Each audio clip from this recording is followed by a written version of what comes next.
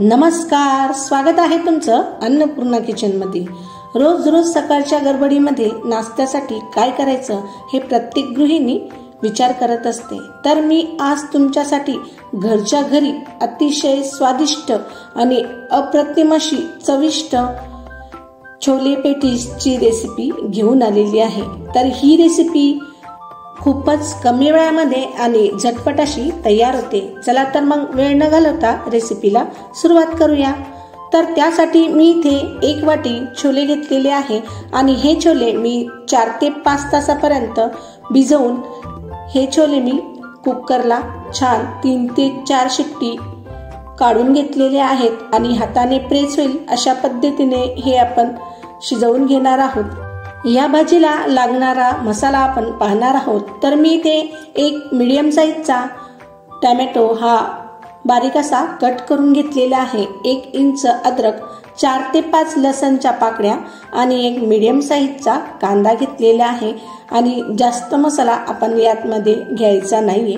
तर मी हा सर्व मसाला एका मिक्सरच्या भांड्यामध्ये घालून व्यवस्थित अशी याची पेस्ट तयार करून घेणार आहोत।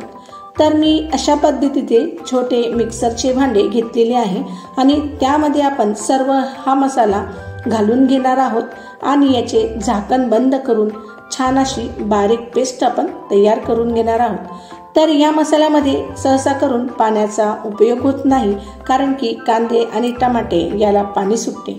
तर आपण पाहू शकता मी छान मस्त अशी पेस्ट याची तयार करून घेतलेली आहे। आता लगेचच आपण गॅसवर कढई ठेवून घेणार आहोत। कढई व्यवस्थित तापली की लगेचच आपण त्यामध्ये 2 ते 3 चमचे तेल घालून घेणार आहोत। तर तेलाचे प्रमाण तुम्ही यामध्ये कमी किंवा जास्तही करू शकतात, पण थोडे जास्त तेल घातले की भाजीला खूप छान अशी तरी सुटते। तर मी इथे थोडा तेलाचा उपयोग हा जास्तच करत आहे। आता सर्वात अगोदर तेल छान असे कडकडीत तापले की लगेचच आपण वाटून घेतलेले सर्व मसाल्याची पेस्ट यामध्ये घालून घेणार आहोत आणि 2 ते 3 मिनिटापर्यंत हा मसाला तेलात व्यवस्थित असा फ्राय करून घेणार आहोत। तर थोडे पाणी यामध्ये असेल तेही व्यवस्थित असे या मसाल्यामध्ये फ्राय होते। आता लगेचच आपण त्यामध्ये सर्व कोरे मसाले ऍड करूया। तर सर्वात अगोदर मी इथे 1 चमचा हळद आणि 2 चमचे लाल मिरची पूड घातलेली आहे आणि 2 चमचे धने पावडर मी यामध्ये घालत आहे। तर मी यामध्ये जास्त मसाल्याचा उपयोग केलेला नाहीये। आता सर्व मसाले गॅसची फ्लेम ही मंद करून 2 ते 3 वेळापर्यंत छान असा तेल सुटेल अशा पद्धतीने आपण तेलात फ्राय करून घेऊयात आणि तुम्ही पाहू शकता खूपच छान आणि मस्त आपला मसालाही तेलात फ्राय झालेला आहे।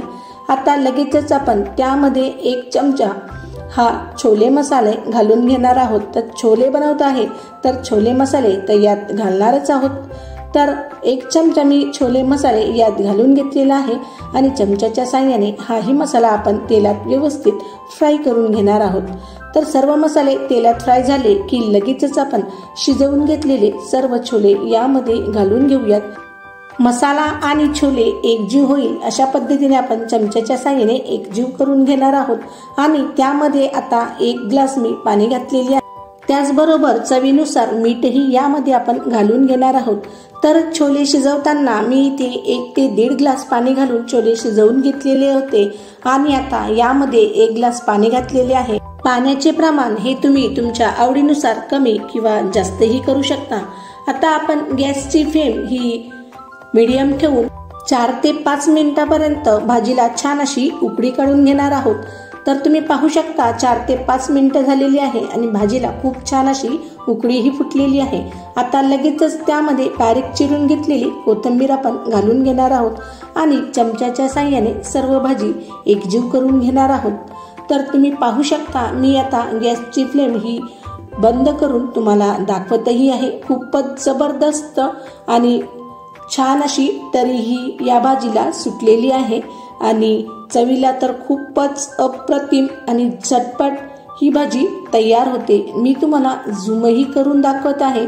तर तयार आहे आपली पेटीस सोबत खाणारी छोलेची भाजीची रेसिपी। आता आपण पेटीसची रेसिपी पाहणार आहोत। तर त्यासाठी मी इथे अर्धा किलो बटाटे घेतलेले आहे। हे बटाटे मी कुकरला 1 ते 2 शिट्टी लावून व्यवस्थित असे शिजवून घेतलेले आहेत आणि अशा मीडियम साईजच्या बटाट्याचा वापर आपण करणार आहोत। पेटीसला व्यवस्थित बाइंडिंग देण्यासाठी मी इथे 8 ते 10 लहान ब्रेडचे पॅकेटचा उपयोग केलेला आहे। तर तुम्ही या ठिकाणी पोह्याचाही उपयोग करू शकता। तर असं केल्यामुळे आपल्या पेटीसला व्यवस्थित असा आकार आपल्याला देता येतो। तर मी हे सर्व ब्रेड मिक्सरच्या भांड्यामध्ये लावून व्यवस्थित असे छान त्याचे ब्रेड क्रम असे तयार करून घेतलेले आहेत आणि खूपच सॉफ्ट अशा हा ब्रेड क्रम आपला तयारही होतो। आता सर्वात अगोदर आपण हे बटाट्याचे साल काढून घेणार आहोत आणि एका मॅशरच्या साहाय्याने व्यवस्थित असे मॅश करून घेणार आहोत। तर ही प्रोसेस करताना आपल्याला सहसा करून मॅशरचाच उपयोग करायचा आहे, कारण की हाताने आपण हे जर मॅश केले तर बटाट्याचे अख्खे तुकडेही राहू शकतात। म्हणून मॅशरच्या साहाय्याने आपण व्यवस्थित हे सर्व बटाटे मॅश करून घेऊयात आणि मॅश झाले की लगेचच आपण वाटून घेतलेले ब्रेड क्रम यामध्ये घालून घेणार आहोत आणि चवीनुसार मीठही यामध्ये घालणार आहोत। तर या पेटीस तयार करताना यामध्ये जास्त मसाल्याचा उपयोग होत नाही, फक्त यामध्ये मीठ आणि ब्रेड क्रम बटाट्याचाच उपयोग होतो। तर यामध्ये कोणताही स्पायसी मसाला ॲड करायचा नाहीये। तर मी सर्व व्यवस्थित असे ब्रेड क्रम बटाटे हे एकत्रित हाताच्या साहाय्याने एकजीव करून घेत आहे आणि व्यवस्थित त्याचा गोळा तयार होईल अशा पद्धतीने मी हा व्यवस्थित असा मळून घेतलेला आहे। पेटीस तयार करण्यासाठी मी इथे निंबूच्या आकाराचा गोळा काढून दोघं हाताच्या मदतीने छान असा चपटा अशा पद्धतीने व्हिडिओत दाखवल्याप्रमाणे याचा शेप मी तयार करून घेत आहेत आणि व्यवस्थित सगळ्या साईडला एक समान होईल अशा पद्धतीने आपण याचे पेटीस तयार करून घेणार आहोत। तर तुम्ही पाहू शकता अशा पद्धतीने मी हा एक पेटीस तयार करून दाखवत आहे। त्याच पद्धतीने मी इथे दुसराही गोळा घेऊन हाताच्या साहाय्याने व्यवस्थित असा आकार देऊन घेत आहे। पेटीस तयार करण्यासाठी बाजारामध्ये वेगवेगळ्या आकाराचे कटरही भेटतात, तर तुम्ही त्याचाही उपयोग करून वेगळे आकार या पेटीसला देऊ शकतात। पण मी अशा साध्या पद्धतीने हे सर्व पेटीस तयार करून घेत आहे आणि एवढ्या पिठापासून आपले इतके पेटीस हे तयार झालेले आहे आणि सर्व एकाच आकाराचे पेटीस मी तयार करून घेतलेले आहेत। तयार केलेल्या ब्रेड क्रम मधून मी 1 वाटी हे ब्रेड क्रम काढून घेतलेले आहे आणि हे मी ब्रेड क्रम तव्यावर थोडेसे खरपूस असे भाजून घेतलेले आहे। तर असं केल्यामुळे हे ब्रेड क्रम आपल्या पेटीसला खूप छान असे लागल्या जाते आणि आपले पेटीस हे खूप मस्त असे कुरकुरीत तयार होते।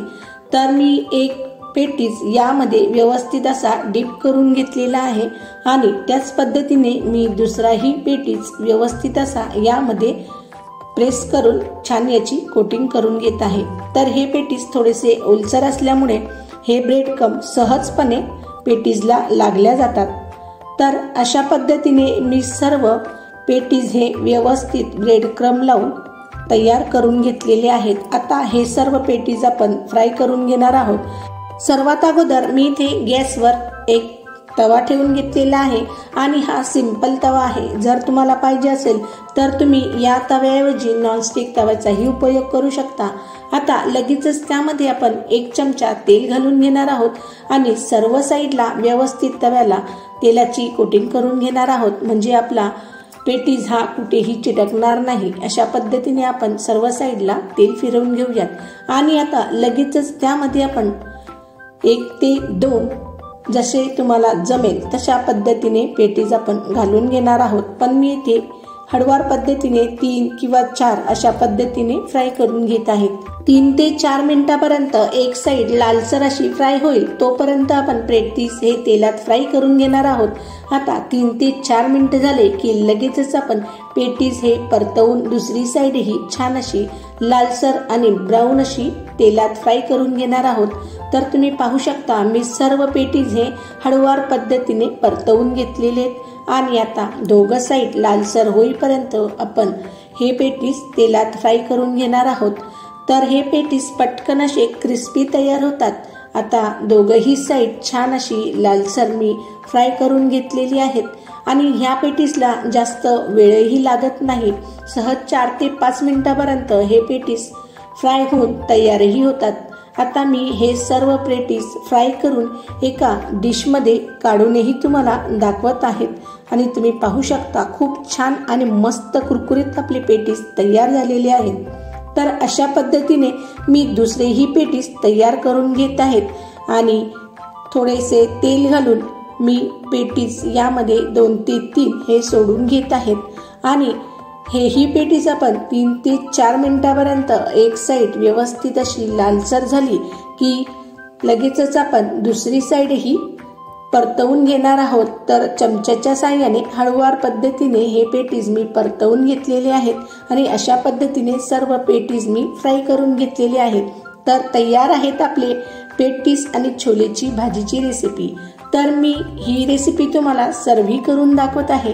तर खूप छान मस्त अशी डिझायनर डिश मध्ये आपण 2 पेटीसे ठेवून घेऊयात आणि त्यावर छान अशी यम्मी आणि लालसर अशी छोलेची भाजी आपण घालून घेणार आहोत। यावर लगेचच आपण बारीक चिरून घेतलेली कोथिंबीरही सर्व्ह करूया आणि यासोबत खाण्यासाठी गोल स्लाइस करून घेतलेला कांदाही सर्व्ह करून घेणार आहोत आणि यासोबत कोरडी एक पेटीजही सर्व्ह करून घेणार आहोत आणि या भाजीवर आपण गोलसर स्लाइस करून घेतलेला कांदाही सर्व्ह करून घेणार आहोत। सोबत नरम असा पावही सर्व्ह करून घेणार आहोत। तर मग तयार आहे आपली खूपच जबरदस्त घरच्या घरी छोले पेटीसची यम्मी रेसिपी। छोले पेटीसची रेसिपी पाहून तुमच्याही तोंडाला पाणी आले की नाही? मग चला तर मग एक बाईट तो बनता है।